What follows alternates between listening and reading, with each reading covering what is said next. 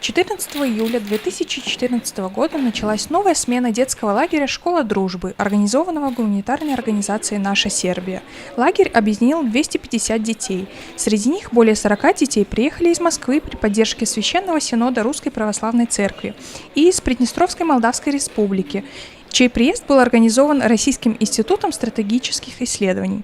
В честь начала проведения проекта дети были приглашены на прием к святейшему сербскому патриарху Иринею. Dobro došli. Dobro пожаловать. I želimo da se ovdje osjećate kao da ste u svome domu. И желаем вам чувствовать себя здесь, как в своем доме. Hoćemo tako da bude. Budžet. Будет так? Tak? Budžet. Согласны? Budžet. Da. Поблагодарив патриарха Иринея за благословение, к присутствующим обратился основатель нашей Сербии Mlađan Đorđević.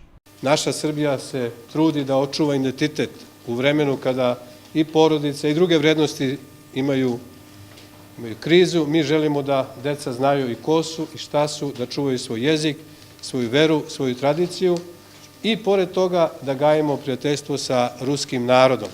Теплые слова благодарности высказал и настоятель Крутицкого подворья Русской Православной Церкви отец Сергей Шастин. Святейшество, святейший владыка, хотелось бы принести искренние слова благодарности за то, что мы имеем сегодня возможность приехать и прибыть к вам на прием. Святейший Синод Русской Православной Церкви высоко оценил наше сотрудничество.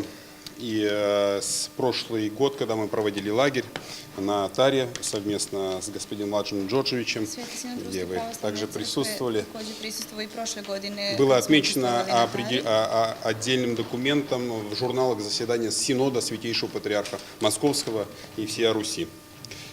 Самый низкий вам поклон и благодарность за то, что вы находите время и встретиться с нашими детьми. Для нас это большая честь.